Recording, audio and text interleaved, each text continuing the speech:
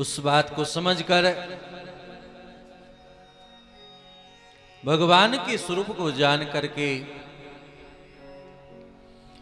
मिलने के लिए जाना चाहते हैं कि भगवान की ये गुणानुवाद है। भगवान की गुणानुवाद को देख करके भगवान इतने बड़े सुंदर हैं, उन भगवान से मिलना चाहिए। लेकिन मन ही मन विचार करने लगे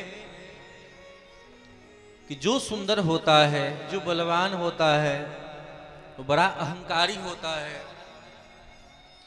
वह भला हम जैसे लोगों से क्यों मिलेगा? भगवान हमसे क्यों मिलेंगे? हमें कौन सी ऐसी बातें हैं? नहीं गए मिलने के लिए। देखो, किसी के प्रभाव को देख करके ही जाने से काम नहीं बनता है। प्रभाव तो कुछ देर रहता है, फिर बदल जाता है, लेकिन स्वभाव जल्दी नहीं बदलता। इसीलिए किसी के स्वभाव को देखने का प्रयास करना चाहिए।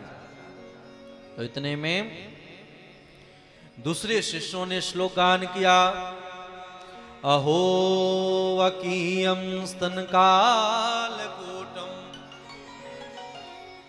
जिघांसयापायद्यपसाद लेभे गतिं धात चितां ततोन्यम कम्बा दयालुम शरणं व्रजेम। आज दूसरे श्लोकों का गान हुआ, अहो वकीयम स्तनकालकूटम। अरे उस बकी को तो देखो, उस बकी पूतना को तो देखो। बकासुर की बहन अपनी स्तनों में क्या की थी? तो जहर लगा करके आई। किसको? कन्हैया को मारवे के ताई। लेकिन भगवान ने क्या किया? भगवान ने उन्हें माता के गति को दिया। किसी बहाने हमसे जुड़ी तो है। भगवान कि जैसा दयालु कौन हो सकता है? जैसे आग में कोई जानबूझ करके या कोई अनजान में हाथ डाले, वह जलता ही है। यह निरपेक्ष शब्द कहलाता है कि किसी व्यक्ति विशेष को देख करके ही सदगति को देना, ऐसा नहीं। भगवान के लिए इसीलिए आया है, न जाने कौन से गुण पे दयानिधि रीझ जाते हैं। बिंदु जी महाराज ने कहा, भगवान कब आप पे रीझ जाएंगे? कोई कहा है? कोई बहुत भजन कर रहा है, बहुत साधन कर रहा है तो भगवान नहीं रिझे। भगवान को रिझना होता तो भगवान गजेंद्र के ऊपर नहीं रिझते, भगवान बाली के ऊपर ही नहीं रिझते। रिझते भगवान, भगवान अजामिल पर नहीं रिझते। अजामिल अपने बच्चों को पुकारा, नारायण नारायण, लेकिन भगवान कहते नहीं, इसने बच्चे को नहीं पुकारा है, मुझे पुकारा है। इसीलिए भगवान की सेवा में हम सबों को सदैव तत्पर रहना चाहिए। अगर भगवान रिझना होता तो बकी पर नहीं रिझते, भगवान माता की गति नहीं देते, लेकिन भगवान ने दिया। इसका मतलब है कि भगवान के जैसा दयालु कोई नहीं हो सकता।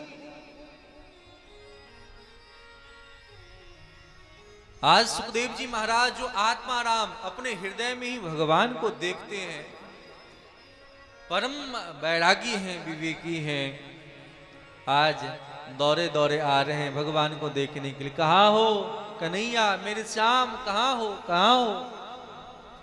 हे देव हे दैत हे भुवनैक बंधो, हे कृष्ण हे चपल हे करुणैक सिंधो, हे नाथ हे रमन हे नैनाभिरामम, हा हा कदानुभवितासि पदं दिशो में।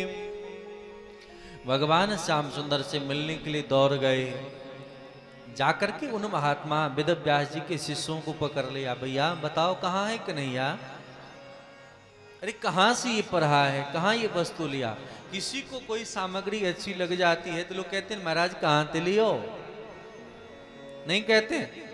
उसी प्रकार आज सुखदेव जी को भागवत की कथा बड़ी अच्छी लगी और दौड़े दौड़े गए, अरे भैया कहाँ से श्लोक सीखा है, मुझे भी तो बताओ। तब वेदव्यास जी के शिष्यों ने कहा, अरे महाराज यह कथा ऐसा ऐसा 18,000 श्लोक के रूप में 18,000 श्लोकों के रूप में आपके पूज्य पिताश्री भगवान वेदव्यास जी ने भागवत कथा को लिखा है, रचा है। आपका तो अधिकार है, आप जाओ और उस कथा का पान करो। भगवान के प्यारे भक्त सूत जी महाराज कहें कि जब श्री सुखदेव जी महाराज ने सुना कि इनकी कथा पूरी है तो दौड़े दौड़े गए और वेदव्यास जी के चरणों में लौट गए।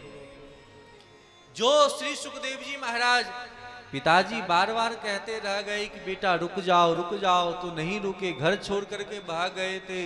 आज भागवत कथा की महिमा क्या है कि घर से गए हुए बेटा दौड़ करके लौट के घर आ गए। किसकी महिमा है? भागवत कथा की महिमा है कि दौड़े दौड़े आ गए और पूरा वेद वेदांग को पढ़ा है। श्री सुखदेव जी महाराज ने भागवत कथा पढ़े, भागवत के श्लोकों का गान करते हुए प्रस्थान कर गए। बोलिए भक्त वत्सल भगवान की जय हो। तो मैं जो कथा श्रवण कराने जा रहा हूं उस कथा को श्री सुखदेव जी महाराज ने परीक्षित जी को जब श्राप लगा तो परीक्षित जी को श्रवण कराए। यह सुन करके सौनक जी आदि को बड़ा आश्चर्य हुआ कि महाराज यह बतलाइए कि भगवान श्याम सुंदर के तो पार्षद ही हैं अर्जुन आदि, और अर्जुन के वंश में उत्पन्न परीक्षित जी महाराज ने कौन ऐसा गलती कर दिया जिससे इनको श्राप लग गया। इन लोगों से कोई गलती तो कभी हो नहीं सकती, लेकिन कौन ऐसी गलती हो। तब यह कथा श्रवण करा रहे हैं कि महाभारत की, कि देखो संसार में धर्म और अधर्म का सबसे भयंकर लड़ाई इसी कुरुक्षेत्र में हुआ था, और इसी कुरुक्षेत्र में भगवान ने पांडवों का मदद किया। अधर्म पारायण जो कौरव हैं और धर्म पारायण पांडव हैं, उस पांडव की मदद के लिए तैयार हो गए। आज उसी महाभारत की कथा श्रवण करा रहे हैं। यथा मिधे कौरव सृंजयाना वीरस्वथो वीर गतिं गते वृकोदरा दिगदा विमर्शः भग्नोरुदंडे धृतराष्ट्र पुत्रे। आज महाभारत का युद्ध विश्राम की ओर है। पांडवों के जो मध्य में भीम है, भीम ने दुर्योधन के जंघा को तोड़ दिया, बड़ा कष्ट से करा रहा। ये दुर्योधन कुरुक्षेत्र में पड़ा हुआ है। अनेक प्रकार के जीव जंतु सब आ करके उस रात्रि को भयंकर बना रहा है। धृतराष्ट्र के पुत्र दुर्योधन लेटा हुआ। उस कलडव की स्थिति में जब पांडवों ने अपने अपने बिस्तरों पर शयन करने का विचार किया, उनके इस प्रकार की स्थिति को देख करके भगवान श्याम सुंदर ने कहा कि देखो, अब आप यहां इस रात्रि में यहां विराजमान मत हो, यहां आराम करना ठीक नहीं है। उस महाभारत की रात्रि आज भगवान के कहने से पांचों पांडव बात मान गए। द्रौपदी महारानी ने अपने बच्चों को उन स्थलों पर सुला दिया। उस घनघोर रात्रि में भगवान विचरण करने के लिए चले गए। रात्रि में अश्वत्थामा आया मिलने के लिए, ध्यान देना, अश्वत्थामा आया है मिलने के लिए। किससे? दुर्योधन से। और दुर्योधन से मिलकर के कहा, दुर्योधन इस प्रकार मेरे मित्र आप कष्ट भोग रहे हो, यह मुझे बर्दाश्त नहीं हो रहा।